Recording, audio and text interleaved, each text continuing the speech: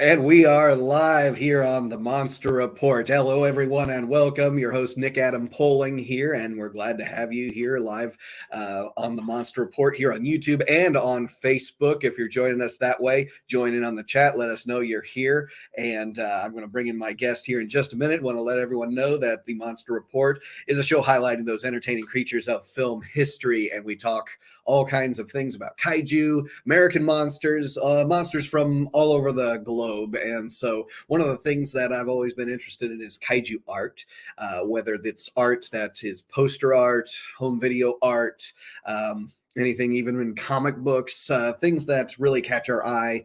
And that's why I wanted to bring in my guest. We have him live from New York. It's ROBO7, Mr. John Bellotti Jr. How you doing, John? Good. I like the Saturday Night Live intro. That was pretty cool.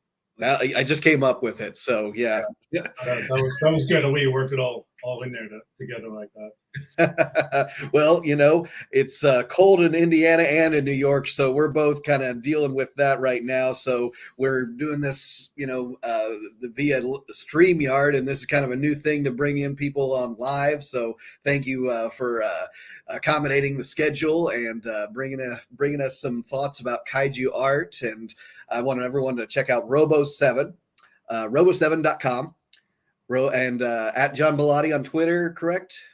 Yeah, it's Bellotti_John, which I really need to change. And okay. Instagram is just Robo7 spelled out as a word rather than the Robo and then the number 7. SEVN, okay. Yep. And so they can find you there, find you on Etsy to purchase some of your products, right? Correct. Yeah. Anywhere else that we need to plug? No, I'm on DeviantArt, TeePublic, and that's all linked through my website, robo7.com. Okay.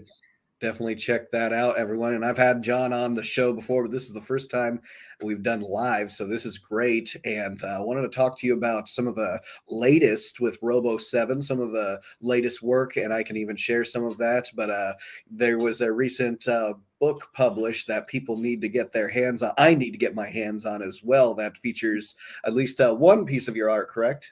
Just one, yeah. It was a short window, like a really short window deadline, and so I only was able to contribute one piece to the book, unfortunately. Okay, yeah. So it's the art. Is it called The Art of Aliens, or? Yes, it's the Aliens art book. Mm-hmm. From cool. Titan Books and printed in blood. And I'll show you. You have the image that was published. Yes. But the image that was in the book is a little bit smaller, and the image that I sent you is kind of what I originally intended. I should have really bookmarked the page, so I had it ready to go. So I'm just going to keep talking to you while I look for the yeah. I'm going to bring up that image if I can find her here. I know that it is pretty darn epic. Here we go. Here we go. Oh, you found it? Okay. Now that's what was published, and obviously there's a space limitation. So with the image that you're about to pull up, it kind of shows you what I really wanted to do with it. But of course, didn't have the time to do it because the short window that I had. So I actually went back after it was published and added like Japanese katakana to it. So, okay. Yeah, I'm going to see if I can't open it up. And yeah, there we go. StreamYard likes me to open things up in Chrome tab. So I'm going to see if I can't bring that up that way, because it's like not giving me permission to share it in a preview window. But here we go, giving this a try. All right. You seeing it there? There we go. Okay, so this is so cool. I love that coloration. Explain to me kind of the choices, why you went with some of the purples, and why you chose the certain color hues that you went with. Well, if you watch the movie, it's, when people do alien art, it's always pretty dark, and it's understandable because it's a dark movie. But if you watch the movie pretty closely, like I like to look at colors. James Gunn does it very well in his Guardians of the Galaxy films. He bathes a lot of the characters and the landscapes in a lot of neon colors, which I love. Mm-hmm. The film Atomic Blonde did it fantastic with the pinks and purples and blues. And in Aliens, there's quite a few scenes that it's pretty colorful. I mean, I'm not talking like Wizard of Oz when it turns to color and everything is bright, colorful. But there's a lot of shots that Cameron likes. He lights the actors in red or blues or oranges. And I remember there was a great promo poster from the 80s. It was just an alien just like coming out, like with his hands like this, and it was smoke or, mist around it, and it was blue and orange. And I just really wanted to invoke that sort of feel in a film where, maybe there's like this purple light source somewhere, and the alien queen, I kind of gave her some orange highlights on the inside to sort of showcase her ribs. Like there's some sort of light coming up from below them, and there's like a sort of purple light coming in from another direction. And I just wanted to use these colors, and I think that these colors really do complement the sort of oil slick, I guess skin you'd call it, the exoskeleton of the xenomorphs. Yeah. And, I wasn't sure if it was going to work or not, but when I started doing my digital drawings and I started messing around with the colors, I noticed that it was working really well. And it just makes for something a little bit more visually interesting because, the book has a lot of really great colorful artwork. And I just think, just sort of, instead of going too far with the color, I sort of tried to stay within the world of aliens and then sort of add my, I guess, ROBO7 touch to it, because I tend to, as you know, in my art, I tend to go pretty colorful with it. Right. And like you said, the aliens, their skin's so dark, it's just pretty much a black kind of skin. So you gotta light it so we can get it to pop. Otherwise, it's just a lot of silhouetting. And then, like you said, James Cameron, big into lighting. He's big into blue lights, red lights, like you mentioned, and seeing the actors pop, seeing that contrast of this creature, the alien. I see that glossiness, like you were talking about, on the skin. I always think of the aliens. They're always drooling, and they're always, it seems like, their skin's always got some sort of like ooze coming off of it. So you really captured that. The teeth, that was another thing I saw. It really highlights them in that orange kind of light. That you had pop. I guess they could just be white teeth, but you decided to go with something a little different. Yeah, and I added some blue to the side. And what I like to do is I take whatever photo reference I like to use, because obviously I really enjoy working from photos because it just sort of gives me the exact information that I need. And I really mess around with it in Photoshop with filters and channels, and I really see where the colors take me when I mess around with my photos. And there's something in Photoshop where I mess around with, it's CMYK, cyan, magenta, yellow, and black. And you kind of move like the mixer, the colors around like on like a little, like a line, and if you go one way, it gets really red, one way it gets really blue.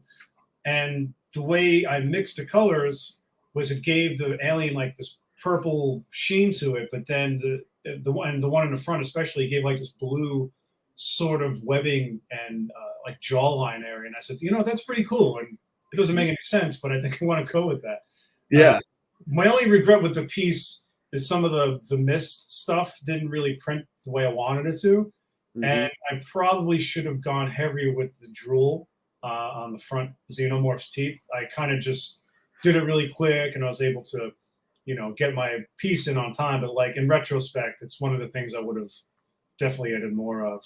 I see the drool that's coming off like the queen there. It's maybe just more subtle. It's maybe doesn't pop as much, but I guess it's there. It's It's there's enough there to give you information that it's there. But the one in the front is the one I really, I went pretty heavy with detail on it, and I wanted to just add a little bit more drool on it, and maybe, sort of on its head, maybe go a little bit more liquidy, because their skin is almost the way Venom's skin looks like in the Venom movie.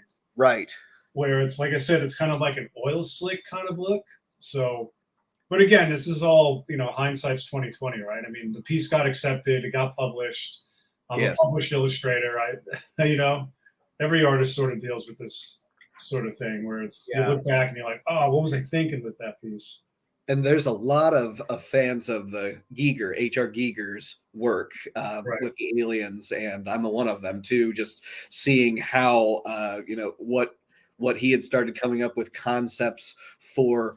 This is going way back, but the original version of Dune that never was filmed. You've seen some of the concept art he did for that film. Was that Jodorowsky's Dune? Jodorowsky, yes, is Dune. That there's art books. There's there's a documentary about the concept of what's their sandworms, the vehicles, a lot of different outfits and things, and it was aliens, and seeing how people have taken that original work and switched it up, made it into different things, and seeing even how the films have progressed over the years. But like you and I think Aliens is kind of like where it comes to the pickle of our fandom when it comes to that that genre. I mean, it's hard to it's hard to beat James Cameron's Aliens, maybe with the exception of Ridley Scott's Alien, but they just that's the one where we got to see them in their all their glory and see the Queen for the first time. But that Jodorowsky's Dune, if it were made, it would have been an interesting take on Giger's work and seeing it in a different light. And then now seeing the Aliens concept art, and so that's why checking out that book is definitely worth it. Some of the other so it's a compilation of other artists too that have put their take on everything that has to do with aliens. Is that the idea there? Right. I mean, if you look through the book, it's kind of hard to show here, but yeah. Hold on a second. When you thumb through it, like they sort of, they have pieces like this, which are wonderful. And we weren't allowed to use the likeness of everyone, and I think they break up the book where it's like all the pieces with the actors they sort of keep in the front. And then there's scenes where it's, pieces of art where it's just the xenomorphs. Mm-hmm. And then they go to the part where, it's the Queen. So that's where my piece was. The Queen. And, and then you have some, like, this piece is so fun. I like that piece. Yeah. Right there. Very cool. Pretty silly. But the great thing is that I'm in this book with crazy talented illustrators that I've been following and become friendly with on social media. And I didn't know that, I don't know if you're familiar with this. I don't want to call him a kaiju artist because he's much better than that. His name is Jolyon Yates. He's done stuff for Arrow Video. Like, I think he's done stuff for the Yokai War DVD release. Okay. He's done plenty of Godzilla, Hedorah stuff. I think he's the one that, I believe it's in the Gamera box set. There's some illustrations of like Gamera, and like half his body is like an X-ray of his internal organs. Okay. So he does a lot of art. He's done a lot of stuff like that, and he's in the book, and I didn't even realize it. And there's another guy, Othel Flowers. He's really great sketch artist, and he does G-Fest with us in Artist Alley. And I was like, oh man, like I had no idea he was in the book, and I sent him a message and. There's a lot of really good art in this book, so it's kind of nice to. Well, I'm more humbled and honored to be in a book with such talented artists. Mm-hmm. But it's definitely worth picking up, 100%. Yeah, and having those different takes, it's more of comical look. I saw, what might look like more minimalist art. I don't maybe know the buzzwords when it comes to that, but that's what I would maybe describe it. Yours having that very colorful, the digital art, the way I would say you describe your art is that digital art and using the usage of lighting. You still have a realism to it, but with that sense of differential lighting, and kind of like what we see with Pacific Rim and GVK with Hong Kong. Right.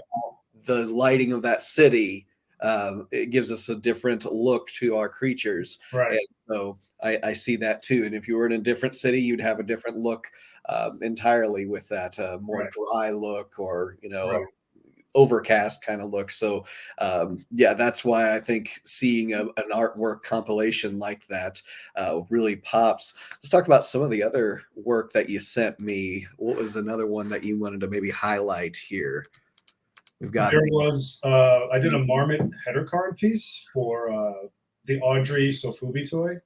Oh yes, I've got that right here. Let me bring that up. That is very cool. So Audrey 2 from Little Shop of Horrors. Yeah. Yeah. And that was through Kaiju Live, a wonderful online toy seller, also fellow New Yorker, AJ. I was messaging him about something. I was like, hey, if you ever need me to do any artwork for you. And it turns out that he was getting a shipment of these glow-in-the-dark Audrey 2s from Marmot. And he said, would you want to do the header card? I said, do I? So I did the header card artwork for him. And I think he sold out of all of them. I think he had like 200 of them or something like that, or 50. I can't remember the number, but they're pretty much all sold out. So wow, that was definitely a sort of bucket list thing, because Marmot is like my number one toy company that I love to collect from. And I love their stylization, yet how realistic they also look, or screen accurate, I guess you could say. Uh-huh. And that Marmot, that Audrey 2 toy is unbelievable. Yeah. That's the glowy version, but the painted version it's mind blowing how amazing that toy is. Yeah, right from the movie with Rick Moranis there, and I'm sure you're invoking that deleted end scene where the Audreys are taking over the city in a kaiju sort of way, right? Yeah, and thank you, because I actually forgot about that. That the idea was the deleted scene, which, to be honest, I never knew existed until like last year, because I've always seen the movie, and it hasn't really been. I haven't seen it on streaming in a while, and I used to watch it on TV, and I never knew about that ending. And AJ sent me the video, and my head exploded, and I went, "Oh my God, that's amazing! Yes, we're doing something like that." So that's why we ended up doing what we did with the city and everything. It's perfect. Yeah, I love seeing the Statue of Liberty with an Audrey growing out of it. Yeah, there in the background. It's so cool, and I love seeing how you've got the drool coming off of this. Little different kind of lighting, especially when you think of New York. Yeah, a little bit. Well, if you watch that deleted scene, when I was Googling images of it, there's shots of like Audrey. There's like one shot of her and the plants, and the background is just like a backdrop, like a New York City painted backdrop. And it's just like the silhouettes of the black buildings with the lights. And I kind of used that as like a reference point to sort of make that background. Cool. Because I also didn't want to take away from Audrey in the image with like some overly ridiculously detailed picture. I wanted her to be the focus of it, and everything else to sort of be secondary. Yeah, it's definitely right along the lines of a kaiju film, and it always reminds me of Godzilla versus Biollante. It's just of course, Audrey too. Yeah, when I did my little review of Biollante, I definitely was invoking some of that. And interestingly, there's a dentist thing too with both Audrey and Biollante, the writer of Biollante having that dentist background, and Godzilla with the 2 rows of teeth. And so I know where I'm kind of off on left field here, but there's so much connection between those 2 films. Right. I don't remember what year the Little Shop of Horrors was came out. I think it was late 80s, maybe. Yeah, mid to late 80s, if I remember correctly. And Biollante 89, right? So, but so much there, and they were doing some really cool, what do you want to call it? Just visual effects with the Audrey plant, and let's see, what was that year? So the original was 1960, of course, but 1986. So it does predate Biollante. Right. There's so much going on with that scene, and there's a lot of people that haven't seen that deleted scene, and it's definitely worth out there. I'm sure it's on YouTube, so everyone go and check it out, and or see it on DVD. On the streaming, is it added in like a bonus of streaming somewhere? That I don't know. I'm assuming it's on like a DVD release somewhere. But I've seen it on YouTube. Mm-hmm. Yeah, definitely on YouTube. Yeah. So that is so cool. So the Kaiju Live, so they're sold out, you say? Yeah, I think last time I checked, he had 1 left. So that's pretty cool. I'm happy for him. Well, yeah, definitely. And I know you did some work with Seismic as well, too. So there's let's see, there's a Destroy All Monsters, and then there's an Ultra 7 one. Which one would you like to go to next? Oh, we could do Destroy All Monsters. Okay, yeah, bring that up here.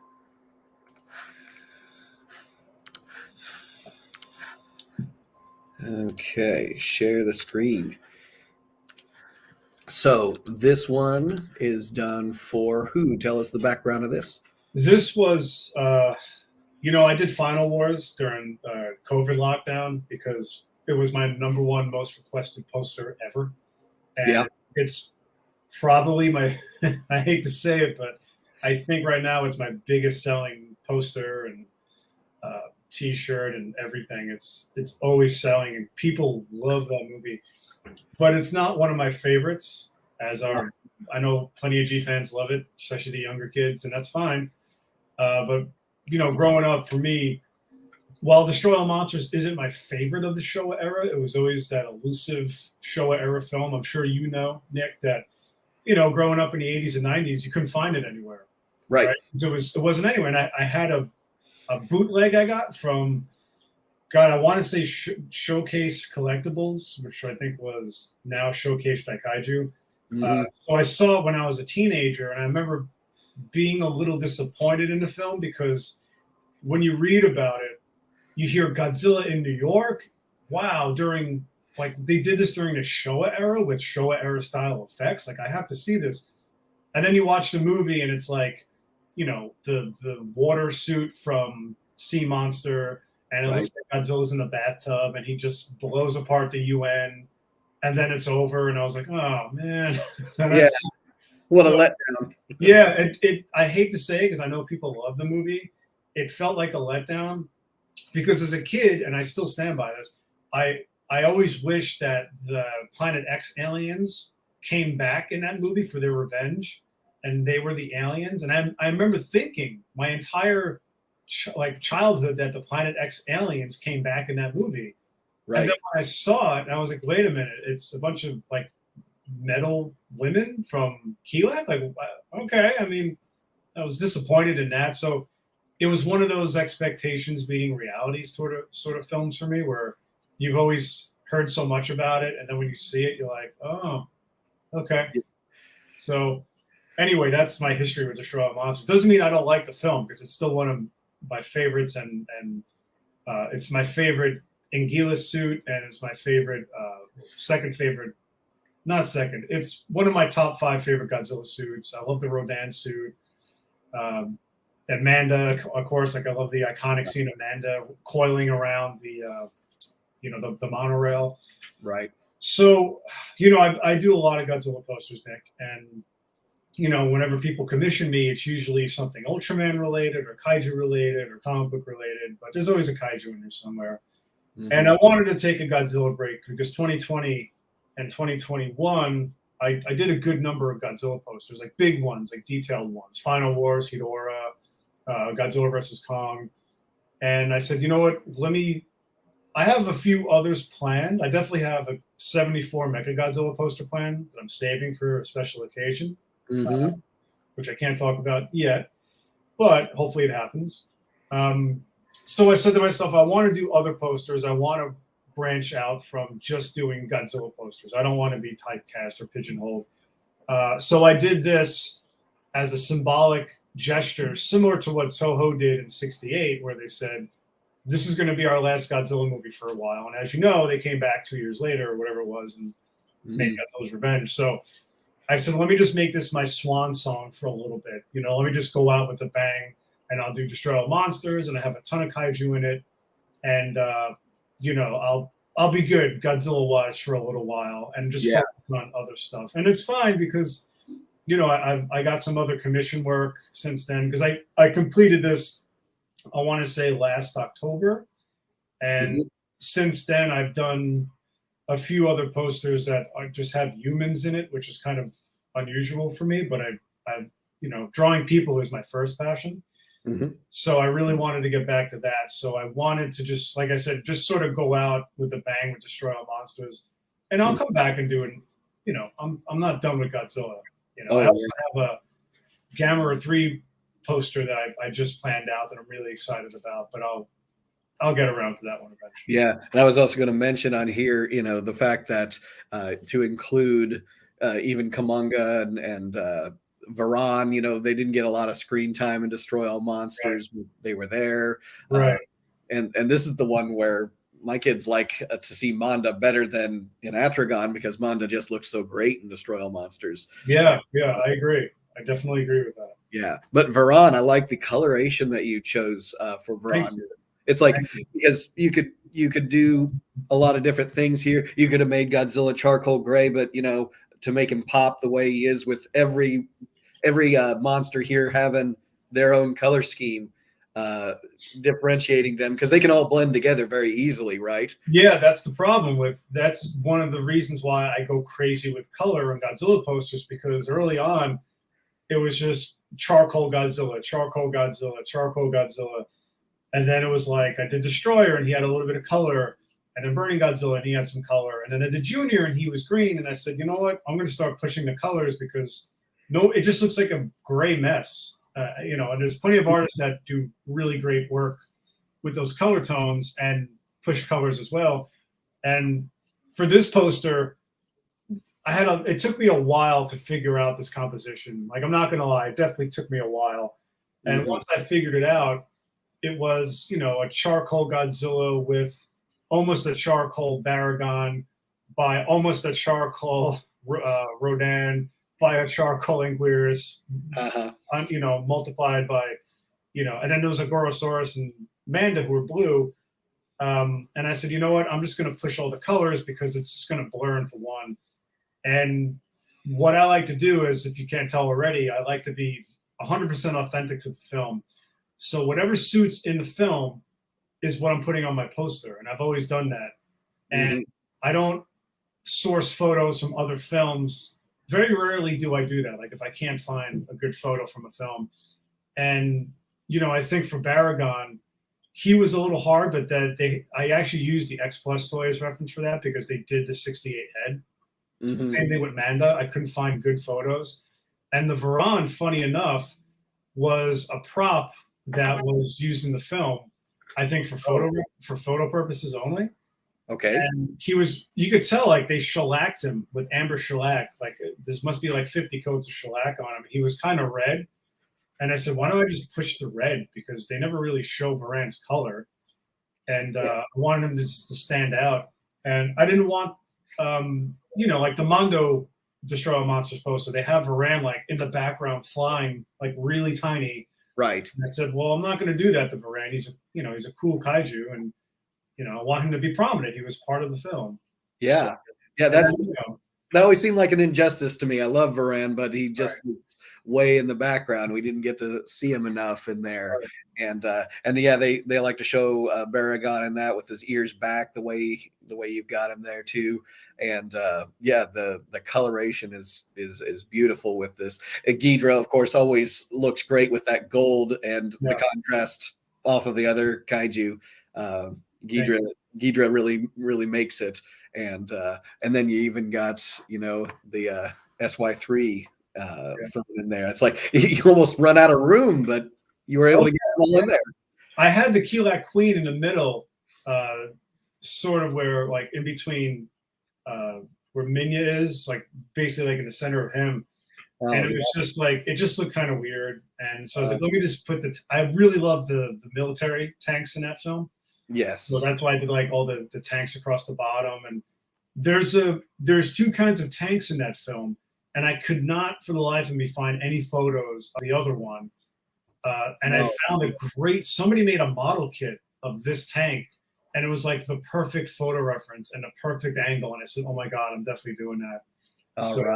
That's why I have the tank, I have the SY3, I have the Keelak saucers, and there's more I wanted to do. Like, I was going to do the little space rocks with the little circle in it. I could have done the Keelak base with, the way it's coming out of the mountain. But, you just run out of space and the composition just sort of collapses on itself if you go crazy. So I did the typical Mount Fuji background, and it all came together. It just really works well. That would have been an awesome poster to see, and then outlined with that nice red color that you got there.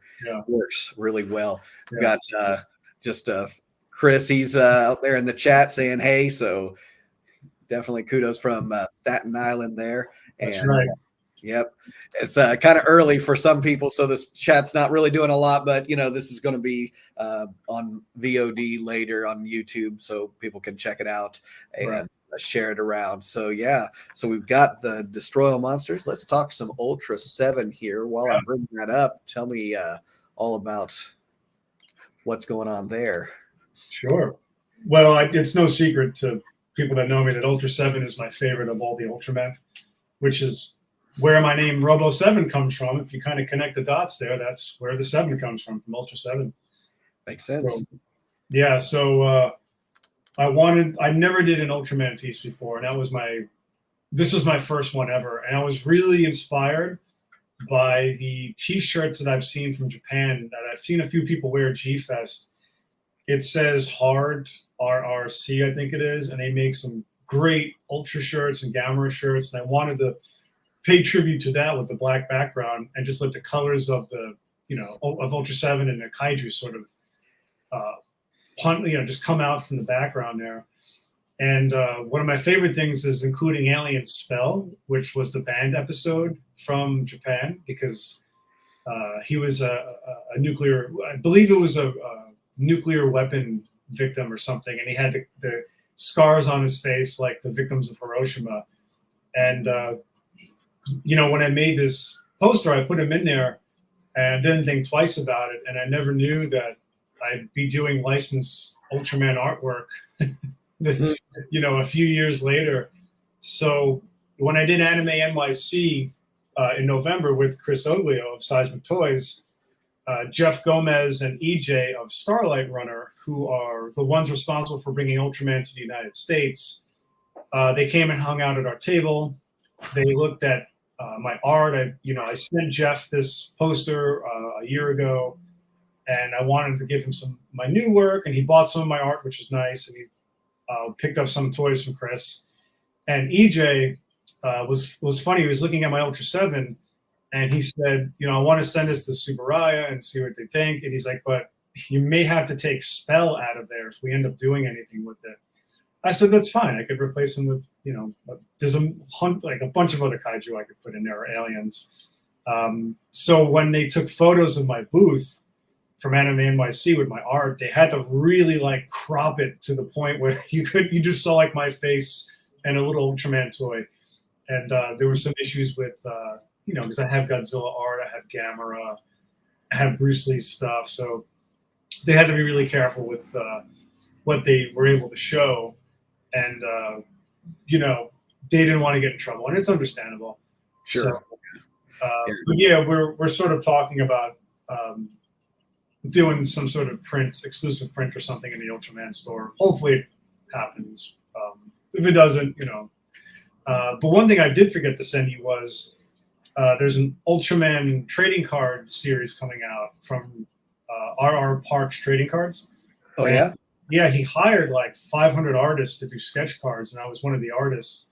I have a photo on my phone, and of course I forgot to send it to you. Okay.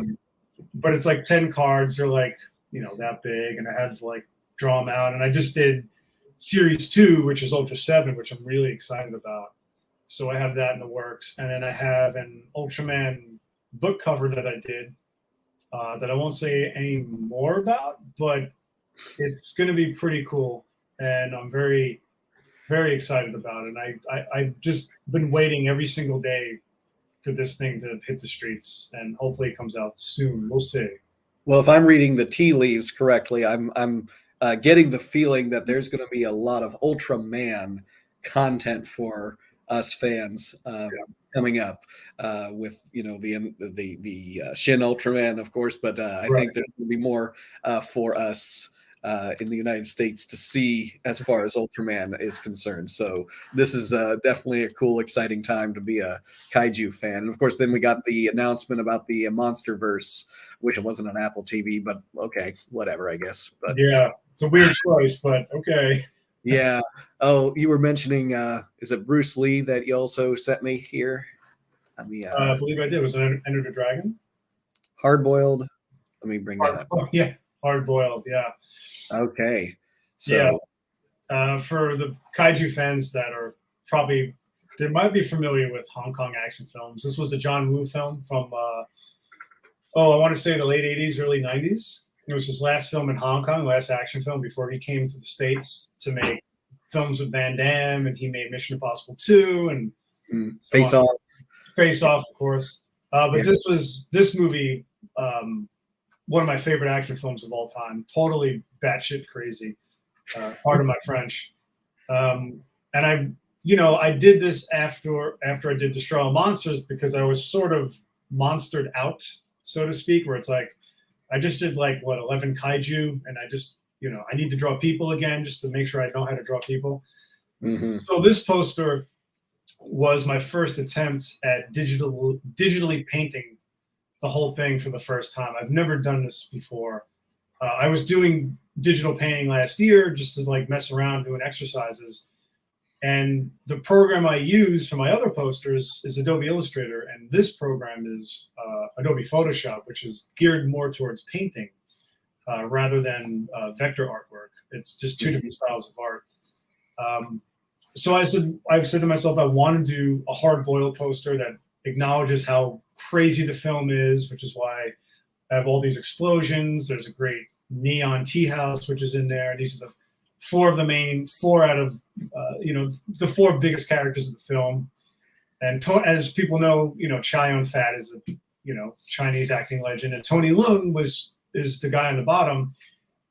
He was finally introduced in the States, Hollywood blockbuster style, in Shang-Chi. He played his father, Wenwu. Okay. So this movie was basically in Hong Kong was the version of the film Heat that we have in the United States, where Pacino and De Niro shared the screen. So this film with Chow Yun-fat and Tony Leung, they were the Pacino and De Niro of Hong Kong at the time. So, and I'm always sort of concerned when I do stuff that's outside what people expect to see of me. And this one got really great feedback, along with my Bruce Lee stuff. People really, really took to this poster, and they really liked it. And that made me feel really good because, kaiju fans can be very particular. And there's a sort of joke that I have with some other kaiju artists that when we don't post kaiju art to our page, like let's say Instagram, for example, and we post stuff that's not kaiju art, people stop following you. It's really crazy. Yeah, you just lose followers. And I had an app that showed me who was following me and who was unfollowing me. And I was looking at it like, wow, why did that person unfollow me? Why would they go out of their way to unfollow me? What am I posting that's so offensive or whatever? Because I just share my art. I don't share any religious, political, or even dietary beliefs on my social media. It's just all about my art and inspiration. So I got rid of that app pretty quick. But yeah, with this piece, I was really excited to do it, and I was really worried that people weren't going to like it, and it did well. So I'm doing another one for an American film called Hell or High Water, which was Chris Pine and Jeff Bridges. I'm really excited about. And after that, I'll probably I got some commission work, and I'll probably do Gamma 3, I think, after that. But would you say that going back to drawing human facial features and all of that, coming from the ultra textured nature of kaiju and scales, things like that, how are you feeling? Is it kind of just a breath of fresh air, or is it kind of a palate cleanser? Yeah, a little bit of both. I'm definitely a palate cleansing type of person, where if I have too much of one thing, I don't want to see it for a while.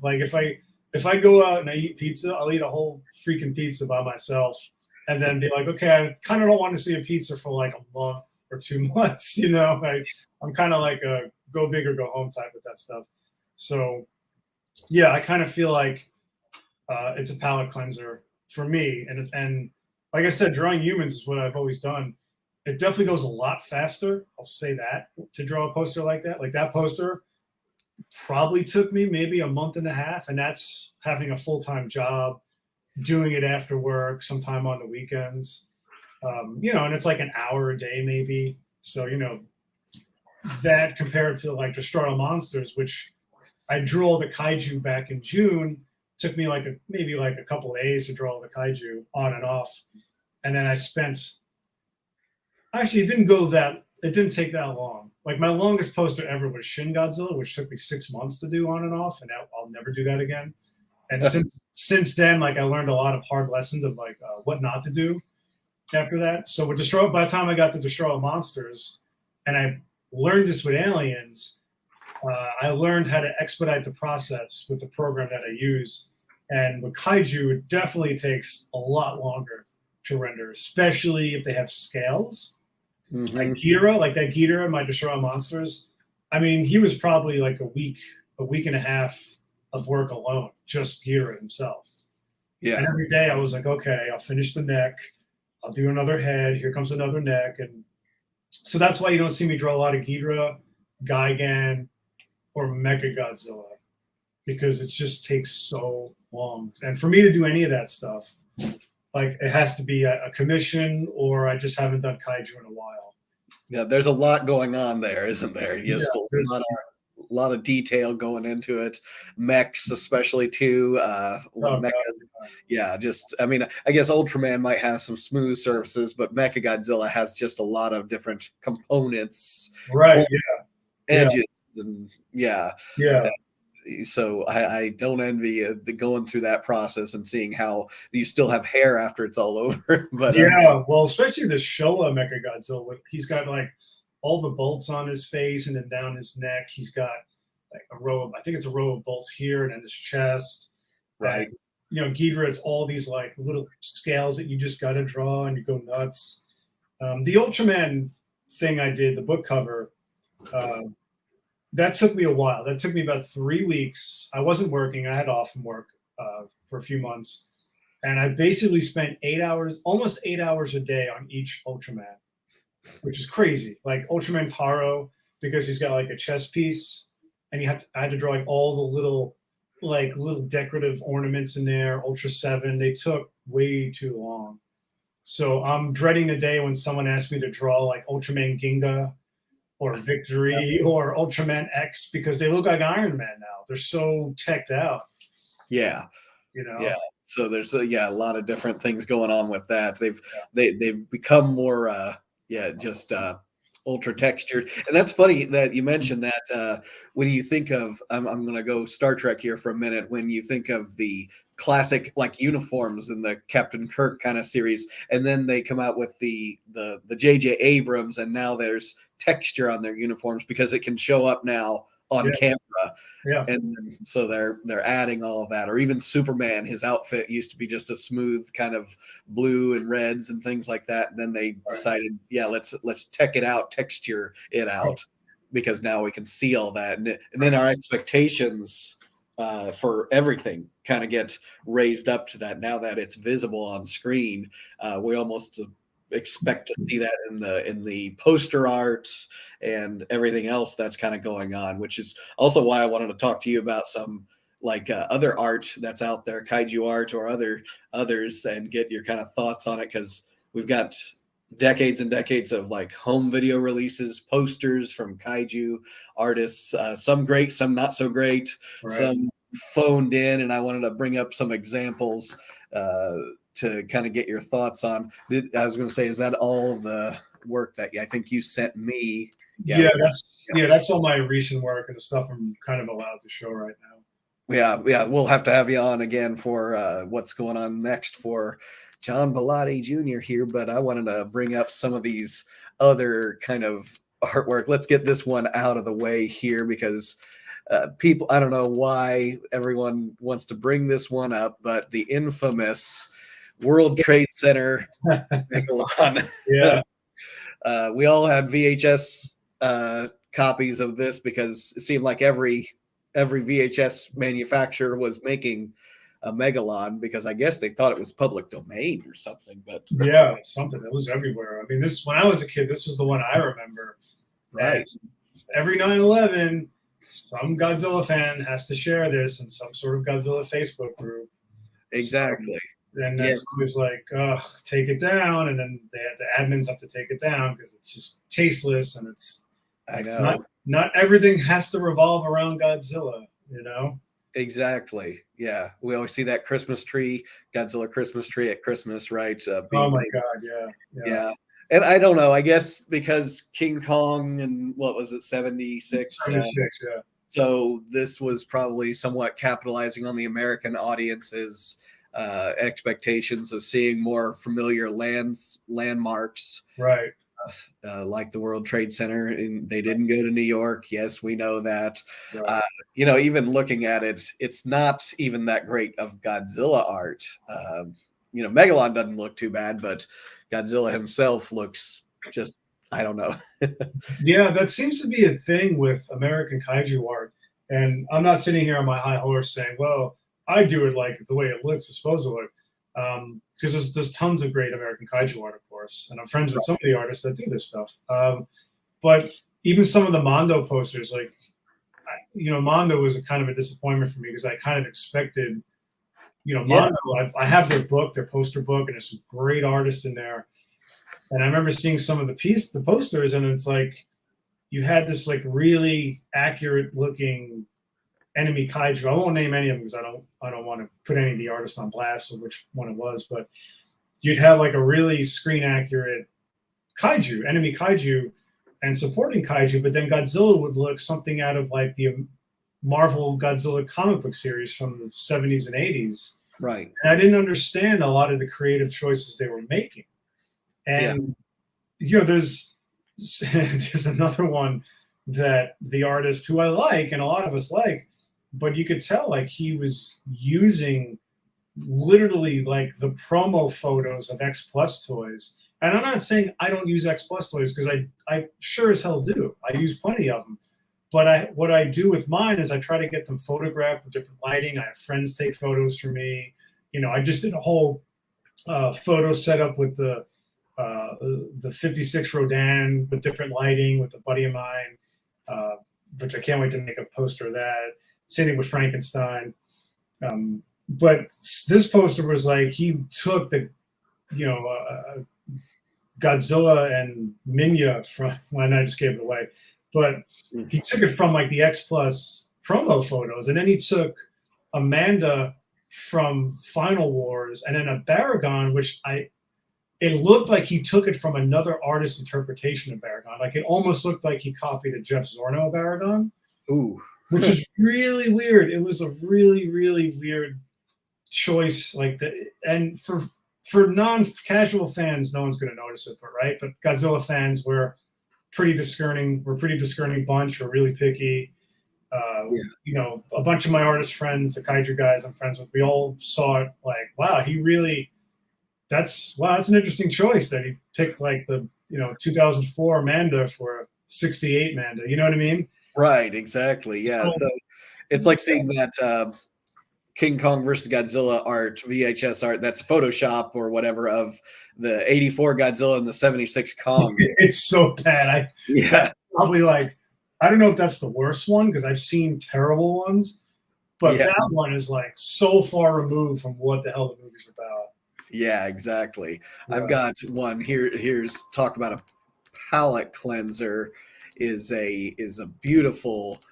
You probably even know the artist when I finally find it here. I've got tons of tabs open of great and not so great artwork. But here. Oh yeah, my God. Noriyoshi Arai. I have one of his books. That actually is probably my favorite poster from Arai. It's beautiful. Just. Yeah, I mean, God, I wish they used that Mechagodzilla and that Rodan design in the film. I know. Yeah. God, look at that. I mean, that is just gorgeous. And that guy, he's in the last 5 years or so, especially since I started doing the Godzilla posters, because he's the guy to look at. He's really become one of my biggest influences, if not my biggest right now, because not only can he do amazing interpretations of Toho kaiju, he could paint portraits like a master. I mean, in his book, I have, God, I wish I pulled it out. He's got portraits of Clint Eastwood, Toshiro Mifune, famous, athletes. He's done advertisements for denim jeans, and it's amazing work. And the fact that he goes between, you know, doing amazingly rendered kaiju to humans like with ease, you know, kind of like Alex Ross. Alex Ross is another one of those where he sort of jumps back and forth, and anything you throw in front of him, whether it's Ultraman or Shazam or Astro City, he does it all amazingly well. And so Arai is kind of who I sort of model myself after. Like I want to be able to go from one genre to the other and be good at both of them. I mean, that's my ultimate goal, is to just do good work with, you know, many different properties, I guess you can say. And Arai, you mentioned, I think when it comes to like the Heisei series, was he pretty well the poster guy, the go-to guy for a lot of the Heisei series, like King 91 King Ghidorah, and I'm trying to think some of the other ones that he probably did. He did all of them. He did the entire Heisei era, and then he did Mega Gyrus, and he did Final Wars. Okay. Yeah. Cool. So I'd imagine then I've probably picked up another one of his in the process of looking at the good, the bad, and the ugly that's out there is this Destroyer, probably also Arai. Yeah, my God, look at that one. That's another beautiful one. Yes. And then what I like that he does, and I don't know if this was a Toho thing, but the fact that like his kaiju designs are sort of based on, I guess, the concept art of like what they're supposed to look like, which is always an interesting choice that they do that, you know, because they sell you. I mean, that kind of looks more like Destroyer than Mechagodzilla did look like in his film, but that's clearly not Godzilla Jr. That's not what he looks like in the film. Right. You know, he looks like that at the end, obviously. And it's just funny that in Japan, like they market films with art and designs that aren't in the final film. Like that always kind of surprises me, and that kind of led me to doing my own posters, because I look at the old Showa posters and I'm like, why is the '62 Godzilla fighting Mothra? And right, Godzilla, like, because they would just take images and cut them out and paste them and put them on posters. And I said, I kind of want to do the Showa era, but with the actual monsters from the film.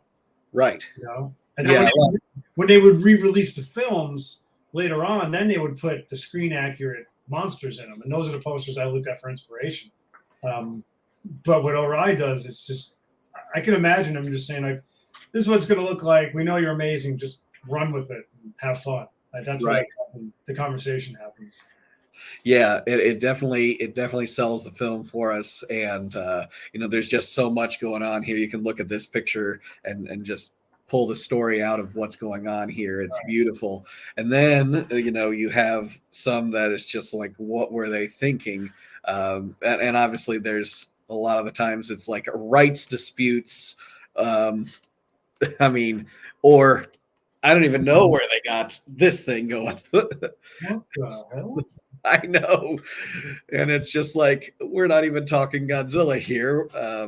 Someone just said he's like a giant dinosaur, I guess. But home video releases of these films, you're just like, what in the world? Even a minor Godzilla fan knows. Yeah, that's not even accidentally Godzilla. Yeah, not even close. But yeah, King Kong, step aside. Oh my goodness, that's terrible. Like, if there was a kid that liked Godzilla and he said, "Draw me a Godzilla picture," right? Let's say it's a 5-year-old. He could probably do a better job of showing Godzilla than that picture did. Exactly. It's like when someone you know, designs a building and it's got a flat roof, and it's like, get any 5-year-old, they can draw a house, they can draw a roof. You know, they know what it looks like, and no one draws these flat roofs, and they know that this is how it's supposed to be. So there's some minimal requirements. Now this is my Laserdisc kind of background. There's a lot of beautiful artwork that goes into some of the Laserdisc that didn't end up on the other home video releases. And one of them that the only reason I picked up this Laserdisc was for the art. And it's just so cool the way they put everything together. And you know, like American art, everything kind of needs to be, or at least home video art, it seems like everything needs to be symmetrical, and everything needs to be like, you need to have the logo, the title of the film right in the middle, smack dab in the middle at the top, and this one isn't. It breaks the rules. Right. And yeah, it's not art, it's photos, but still, you know, to sell this film and see the monsters as they are in that film, and you know, just a lot going on here. That's why I like kind of how the international releases of these home videos get put together. Oh, that's interesting. I never saw that before. And I Yeah. like how the lighting is different. And I think the reason why the title was in the lower left side is because in Japan they read left to right rather than right to left. Okay. Yeah. So that's something I'm pretty aware of when I do my posters. I'll do a lot of the titles on the left side rather than the right side. And if it's on the right side, it's just because the composition needs it. But for the most part, I try to stick to the left side. Here's another Laserdisc copy that's out there that is one I'm going to need to pick up at some point. Destroya, and it's just like, oh, that's so bizarre, honestly. What is that on the top of Godzilla? I can't tell. Like hovering above his head, you're saying? Yeah, what is that? It's almost like this mountainous, desertish sort of dry landscaping kind of going on. I don't know how to describe it, other than it's neat, but it's nothing from the film. No, it looks like something out of Going Back to Dune or Blade Runner 2049. That's what it looks like to me. Right. So it's just unique. I don't really necessarily like it or dislike it. It's just, it definitely stands out as something different. Now, as you go through, I don't know if my Chrome tab, yeah, there's if you're able to see that or not, Godzilla dies, just right there in the middle with this badly rendered image of Destroy's face. But it's just like, okay, spoiler alert. Yeah, really. Jesus. Yeah. But you know, it's got a, when you get into the Laserdisc, kind of like when you look at the artwork of vinyl albums and you see some of the publicity work, that's when you start opening it up and getting into it. See, that's pretty cool. I like that. Yeah, there's some interesting things going on here when you start opening it up and seeing, you know, kind of behind the scenes of the film, and you know, how they compose it all together.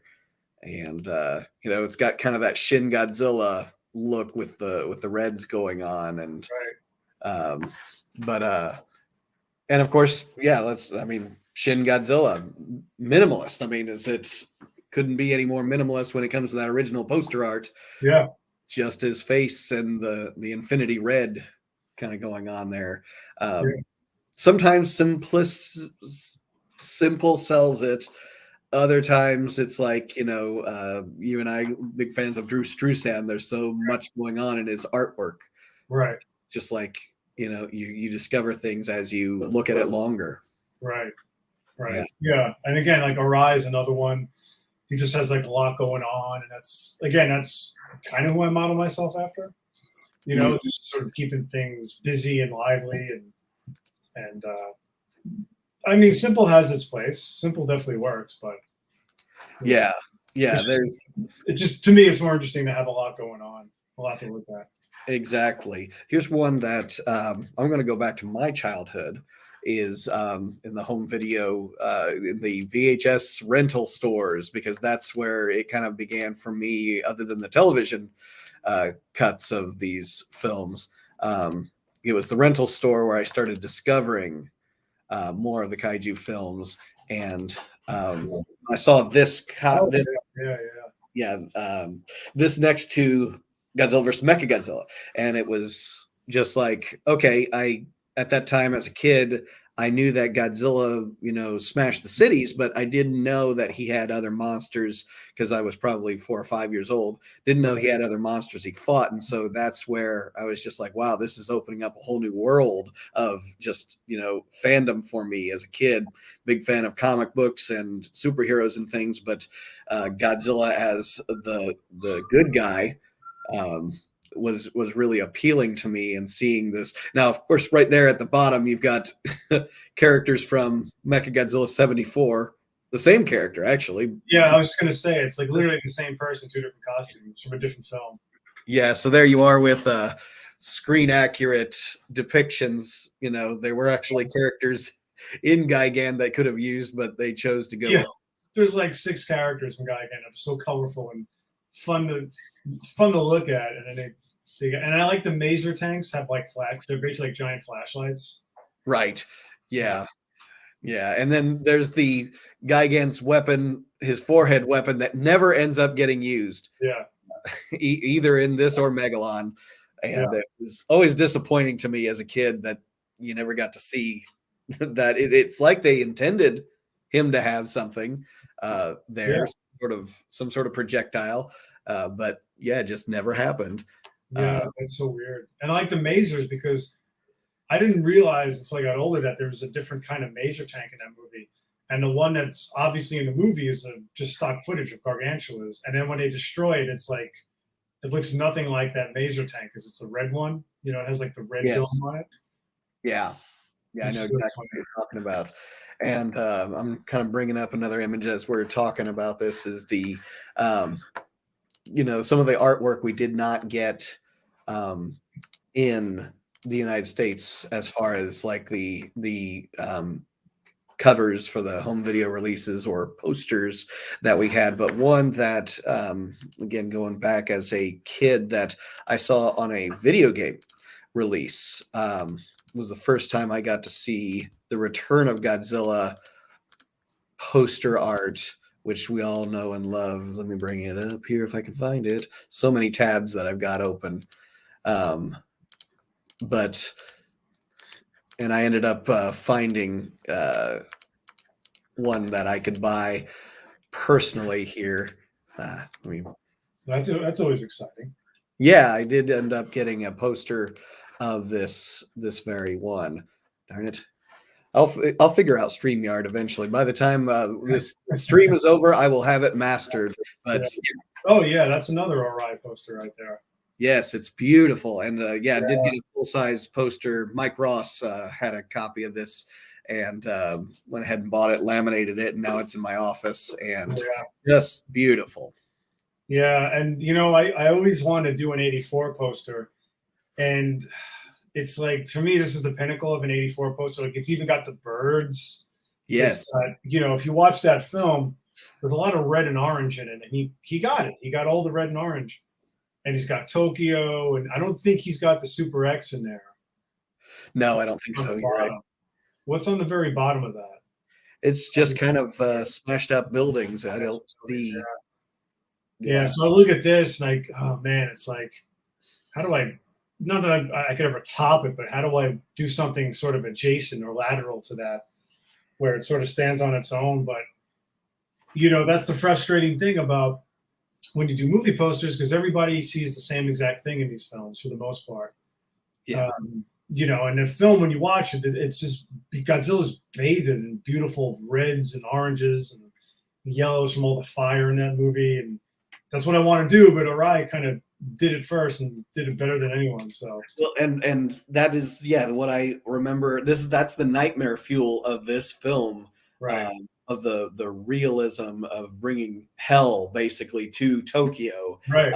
When it finally starts just igniting, and that's what I love about this film. And I always seem to go back to, and always think that they captured the magic in the bottle with this one, and it's just never been recreated in any kind of way because we're getting away from, you know, suitimation. They're getting away from practicals. Everything's CGI these days. And it's just like, you know, this one really had it.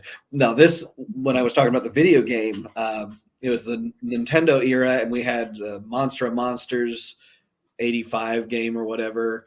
That had nothing to do with Godzilla 1985, but it was, you know, he goes to these different planets with Mothra and fights all the different monsters. And then they came out with the strategic sequel, strategic sort of building game, which was a terrible game, Godzilla 2 on Nintendo. Yeah. And this was the poster art I remember for the game cover And I was just like, dang, after I played the game, I just rather look at the the cover art than play that game because it was so awful. But Right. Yeah. it was just awful, terrible. But I Yeah. was like, that was the first exposure I had to this. And I was like, you know, the poster we have for the home video release wasn't bad, you know, with him Right. dwarfing Tokyo. And that wasn't bad. But this one just, you know, just really slam dunked it. Oh, And yeah. Oh, and Chris is here in the chat waiting for you to do an 84 poster, John. So yeah. I did one for a commission, which I forgot to send it to you, but and actually I did two 84 commissions in 2020, but I haven't done like that full on poster yet. And there was one moment where I had a great idea, and I think I was going to bed or in the shower or something, and then I didn't sketch it or write it down, and I can't remember what the heck it was. But it was an awesome idea. But somewhere out there is an 84 poster waiting to be drawn by ROBO7. it's all somewhere in there. You just gotta. It's in there. And again, when I watched the movie, because I just saw it on a double feature with Biollante at the Alamo, November, and I just remember watching it and being, wow, like those colors are great. I'd love to do something like that. Oh wait, it's already been done. Well, maybe I can do something with the birds. Oh wait, it's been done. So I don't know. I have to figure it out because the whole movie's just Godzilla in Tokyo. Mm-hmm. You know, maybe I could draw him at Mount Mihara or something. I don't know. It's just I'll have to figure it out. Great poster in there. Just give him some time. He'll get to it. And I was going to say the commissions that you did, are those also for sale as prints that you can purchase? Not yet. I didn't really. Some artists will sell commissions as posters and prints, and I didn't really. I haven't asked the clients if that was okay or not because, you know, people were spending X amount of money to get a commission made, and it's like, oh wait, I could have just gotten it. I couldn't have just got it for me for $20 instead of whatever they paid for it. Yeah. Well, I'm always a little leery, and that's kind of like, well, let me just not worry about that and just do something completely original for 84. Yeah. There you go. And I know that the prints that you have on your Etsy, I picked up that 54 and it's sitting in my office. I have it in the wall. I just can see it every day. It's beautiful seeing you know, that one, which you did use the charcoal, but at least with Godzilla by himself and with red text, the Japanese text in there really makes it stand out. So that's one that, you really had a good thing going with his charcoal and texture going with the city. And, you know, still waiting on that day when we're going to get a full colorized version of 54. That would be, you know, so cool to see. Yeah, I would. Yeah. We've seen these pictures out there of a colorized version of 54, but, you know, not a whole like scene or anything like that. And with their colorization technology that they're getting better and better at, seeing some of those Harryhausen's. Have you seen some of those colorized? I've seen a few. Yeah, it's pretty amazing. It is, yeah. It's not at all what you think of as, well, what was it, Godzilla, the psychedelic colorized Italian version of Godzilla. But anyway, so we're going to wrap things up here, actually, and want everyone to check out Robo7 on Instagram, Facebook, Twitter, and of course, robo7.com.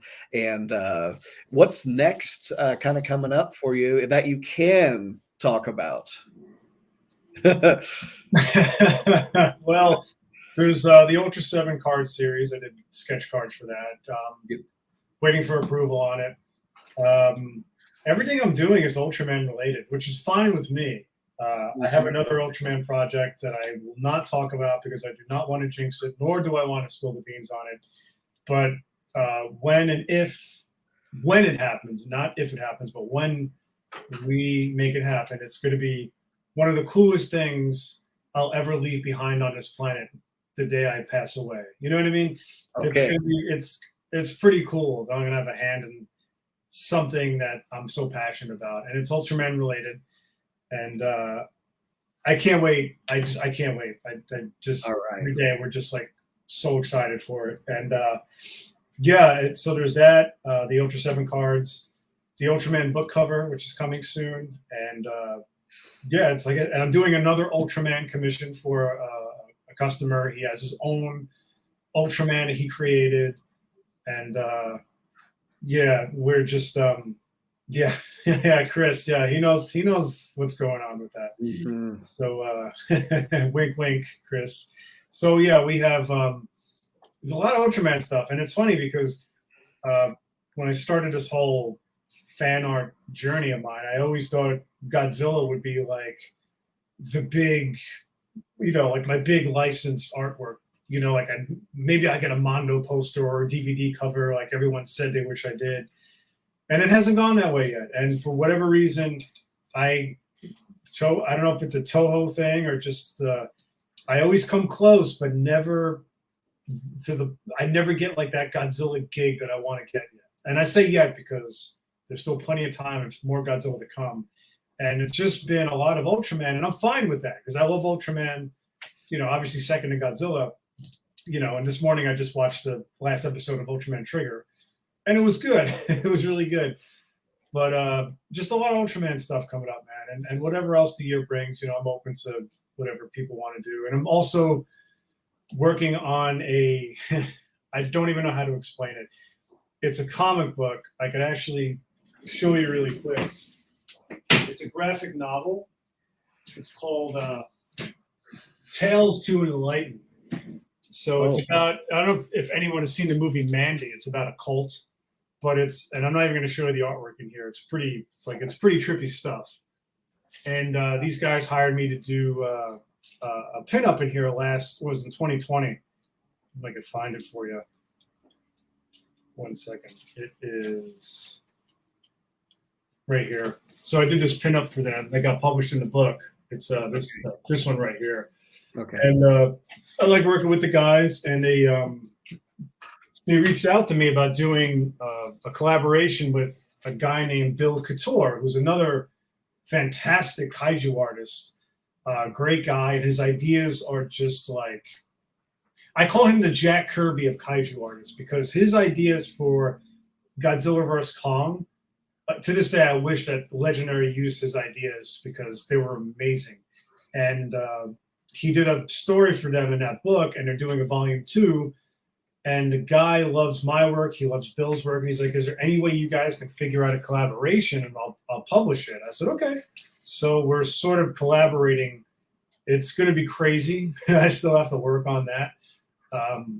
But all I'm going to say is, remember the card series Dinosaurs Attack from the 80s?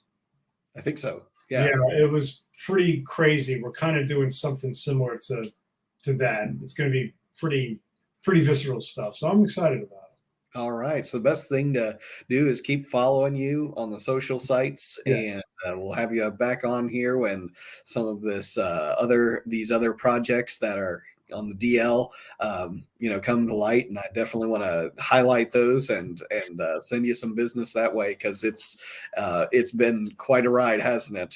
Yeah, it's been pretty amazing so far. Pretty amazing. Yeah. Excellent. Well, thank you so much, John, for your time. You've been very generous with it, and we'll have to have you back on here again sometime soon. So everyone, check out his stuff and purchase it on Etsy. You'll definitely support John and his work, and it's definitely worth it. And it's very affordable. I got to tell everyone out there, it's perfect for decorating up your office, your walls, or whatever with some great kaiju art that's out there. Oh, there was one other thing. If you wanted to go into some of the artist alley kind of. Because coming up, we're going to start seeing cons happening again. And was there something you wanted to bring up about the artist alley and some of the, I don't know what you want to call it, rules or regulations that have to do with changes that are being made up? Yeah. Wow. I wish we had more time. I know. Yeah. Well, it's every convention in the United States, for the most part, allows the sale of fan art.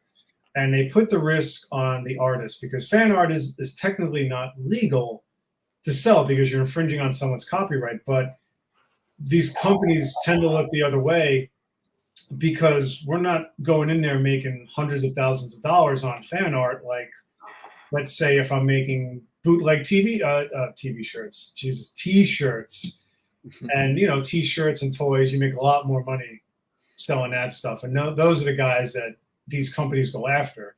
So fan art is kind of like a gray area, like a $10 print, or I sell mine for $20. Yeah. I mean, like I said, I'm not walking out of there like Scrooge McDuck with bags of cash. So, the Godzilla convention in Chicago, G-Fest, has started this rule this year because they're moving to a bigger space. They can't hide Artist Alley in the basement anymore or away from the show. Now Artist Alley is part of the show. Now they want you to get a license for the ability to sell any sort of kaiju-related art at the show. The license doesn't exist, not yet anyway.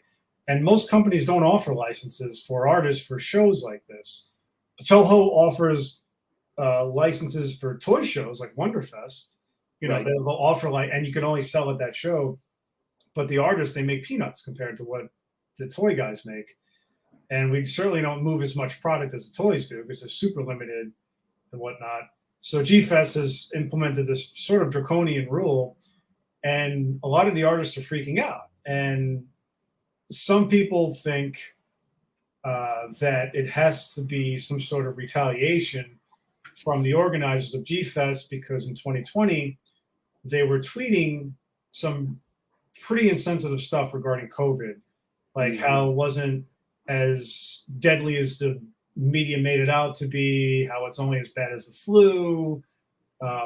They were pretty insensitive, and a lot of people, myself included, who's from New York, and I was, seeing these, bodies and seeing these refrigeration trucks in front of morgues with all the dead bodies, because that first wave of COVID was pretty horrendous. We haven't seen anything like that since, thank God. But it was pretty horrible, and all the and the weakest people went first, and that's what happened. People, and it was all new. We didn't know enough. It's all new. Yeah, I have no idea what it is. Everyone's scared, and it was sort of like a flippant, sort of nonchalant way of them talking about it. And months go by, and then there's another tweet about, oh yeah, the Democratic National Convention pulled out of Chicago, so there's more space for us to book a room. And it's like, what are you doing? Like, he just kept digging a hole deeper. And then there was an article published in G-Fan sort of defending the use of blackface in King Kong versus Godzilla 62, and basically asking, is woke culture going to come for that? Now, most of Artist Alley is filled with young people that tend to be, I don't want to say that they're non-binary, gender fluid, woke kind of people, but they're young artists and they're very progressive. That's probably the best way to put it. Very progressive, and they're very good at using social media, especially Twitter. So when all these young artists were finding out about this, they got mad and they started tweeting, and including myself. I'm not negating myself in this at all. Some people use profanity. Some artists were like trying to cancel the show, and the whole cancel G-Fest or whatever. They were pretty mad, and there were some people that weren't artists that were sort of tertiary fans that were like, I've never been to G-Fest, and now with this, I'm never going to go. So it became a thing, and an artist who I won't name says something pretty vile about the show organizer, and so obviously they got back to G-Fest and the people that run the show. So we have a Facebook group called G-Fest Artist Alley, and all the G-Fest artists are in it, and it's all a way for us to connect with each other, to get information about the show.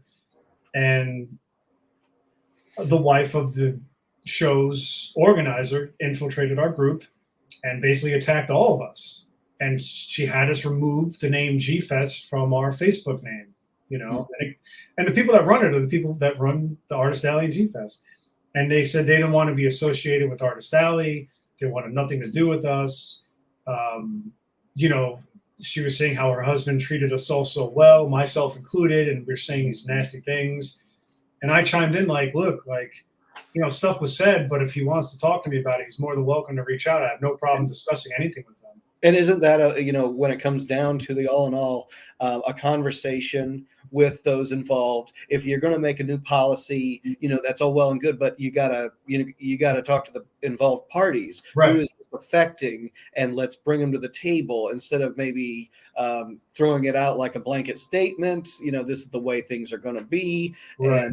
and and beyond the fact that if you bring you guys to the fold here, to the table, you might have discovered, or they might have discovered, that this is probably the only con that this is the way it's going to be. I don't think there's any Yeah.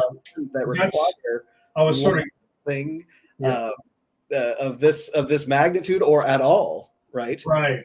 Yeah. I was sort of going to get to that is that, like I said, every con I sign a contract for, it states like, you're not allowed to sell this kind of art. It's on you. It's on me. It's on us.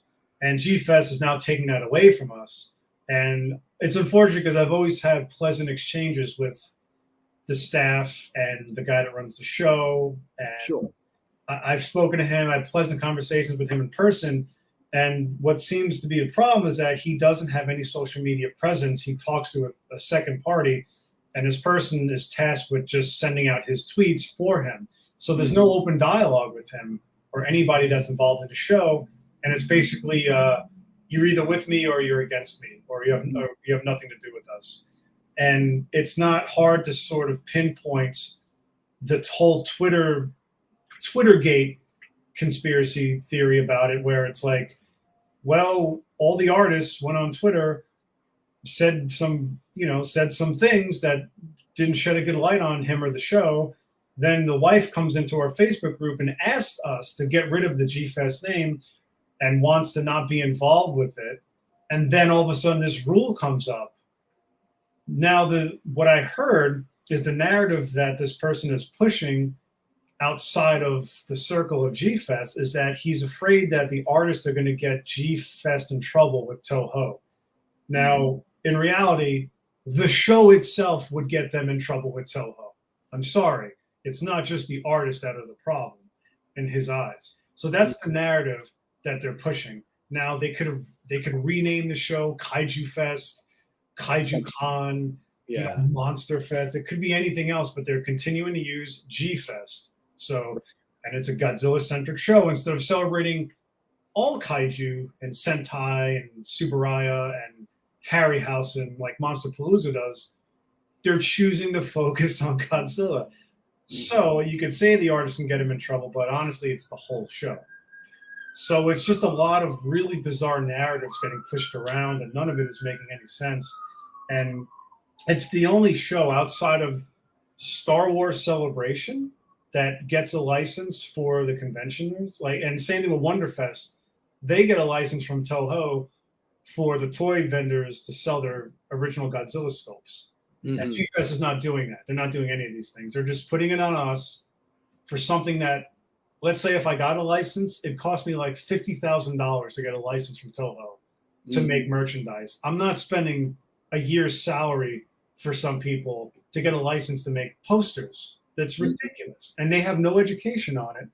Yeah. G-Fest, the whole process. Like you're saying, it is the fans, and it's on the artists, and it's the case where without trying to open up the can of worms, I wasn't necessarily trying to, but I know it's going to be anyways. But I guess the point is bring everyone to the table and say, this is something that is good. Let's not ruin it by going into these different directions.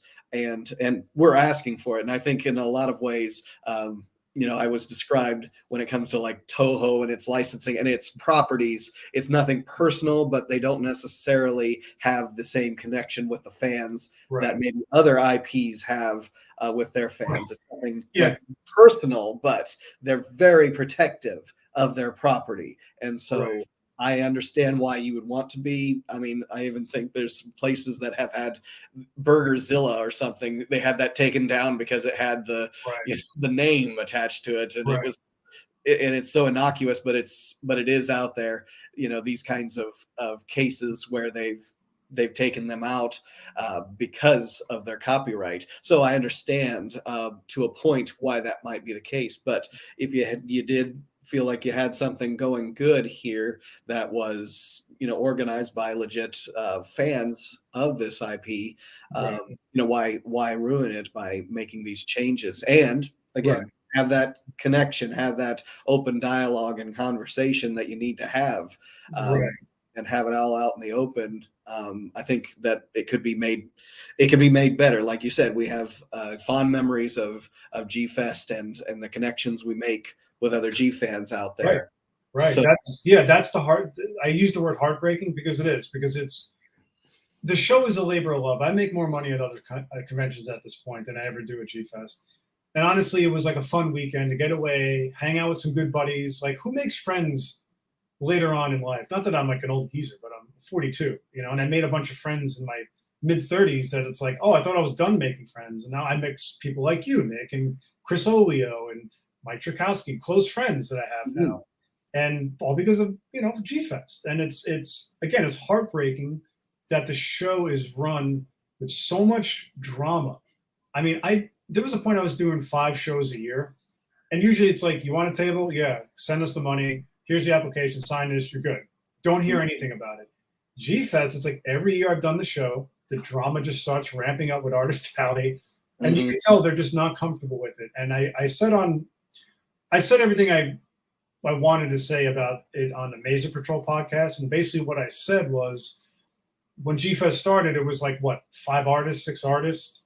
A lot of it was fan art. The rest was like Bob, Matt, Jeff Zorno. And in 2014, when the Legendary movie came out, it's, that I came out of the woodwork. Other artists were coming out, legitimate professional illustrators, graphic designers were doing G Fest, showcasing Godzilla art like they've never showcased before. And I think that made G Fest really uncomfortable. I really think it did. And they've always treated me incredibly well. That show has always been very good to me, whether it's the fans or the people that run the show. And it's just, I want to pull my hair out because it doesn't have to be this way.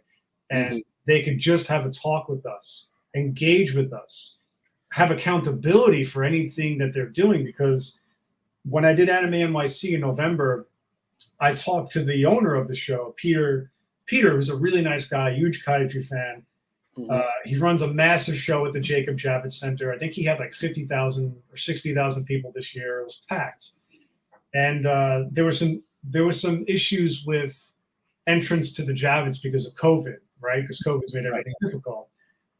So on Saturday of the show, the line was crazy. Like Friday, there were people waiting outside for 4 hours in the cold.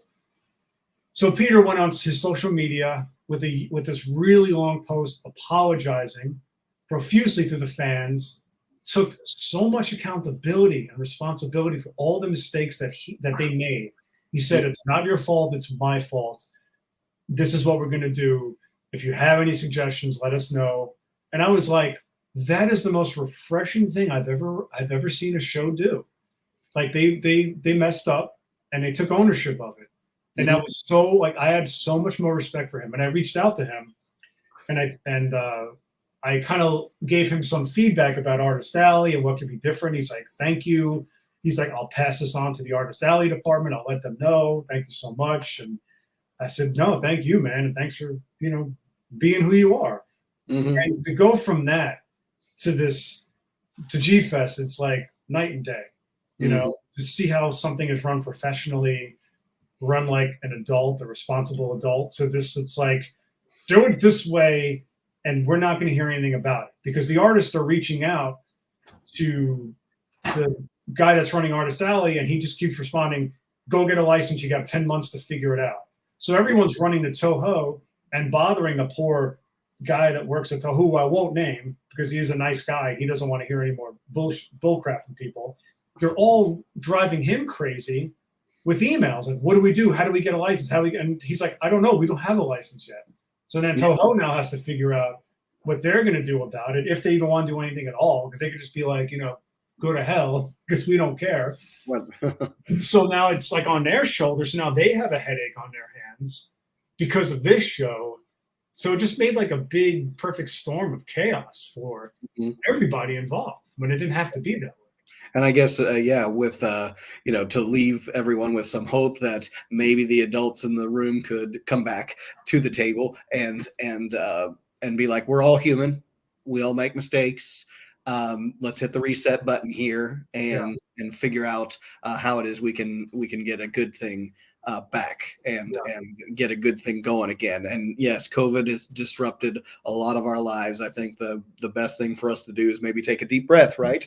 right. And Yeah, yeah. yeah, So I'm hopeful that it can be that way again, or at least in some form or semblance. Maybe it'll never be the same way again, but I'm really hopeful in the case of the artists um, because what you do I feel is important, and what you guys do I feel is fun and entertaining for the fans. It brings fans together, it brings friends together, like you said. The stuff that I do on YouTube, I feel the same way, that we could be all shut down for doing what we do, and it's kind of nebulous area of where the copyrights begin and end and all of that. So I do get that. So I guess that's my hope for you guys too, that it can be that a compromise can be reached in the end. Didn't mean to, like I said, to open up that can of worms, but it was one of those things that I think that does need to be addressed. And if there's I people agree. watching, they can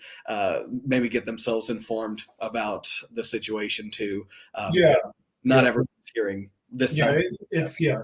No, thank you for giving me an outlet to talk about it, because I'm I seem to be the only one that's going on podcast and talking about it. That's fine. I have no problem talking about it, because I wasn't going to do the show anyway this year.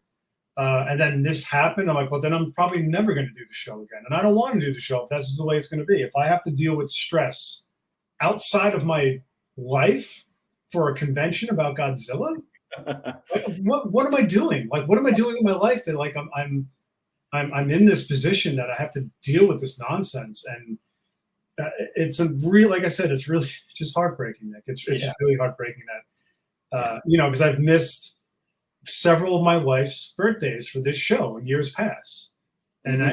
I sacrificed a lot. I've sacrificed those important weekends for my wife to do this show, and, like, wow, this is nice. This is a nice way to, I'm not saying they owe me anything, but it's just that's how much the show meant to me, and she knows how much it means to me, and now it's just like a bad breakup. So I'm Right. just, people need, it's, again, we're not saving babies. We're making kaiju art, right? It's not the most important thing in the world. It's not like global warming or any sort of dangerous political situation. It's just artwork. But to take something that was so fun and such a labor of love and to turn it into something stressful and dramatic and nausea inducing, it's like, all right, I guess that this is the hill you want to die on, man. This is how Mm. we're going to go about it. Then I'm not going to be involved in it anymore. So Yeah. uh, Well, like I said, I think encourage people to get informed on this and other things, and honestly, just keep in the fandom, keep seeing what's coming out, and keep following what you're doing. I think it's great, and I think supporting artists like yourself and what we do is very important and very cool, because there's a lot of things we could spend our money and time and efforts on. I think this is a healthy outlet for all of us, and it just really draws out a lot of cool creativity. So yeah, thank you for your time and you're for welcome. explaining your side of things. I think that's important to get out that message of what's going on. But they can always find you at some of these other cons too that are out there. So Of that's course, there's thousands of other cons, and what I told all the other artists is just do other shows, make your own new kaiju family at another show. Just go. There's kaiju days in the Midwest that they're great guys. I might do the show. They need an infusion of other kaiju artists and vendors. Just create it someplace else. Just let this show die. Let G Fest die in the '90s where it came from, because there's other shows you could go and create something new with. That's all I got to say about it. yeah, it may have to be that way. Like I said, sometimes a big reset. So, all right. Thank you so much, John, for your time again. Oh, Been you're very welcome. generous for it, and looking forward to have you again on another episode of the Monster Report. And thank you guys for all tuning in and chatting and checking things out and supporting us the way you support us. And we will catch you guys next time. Thank you so much.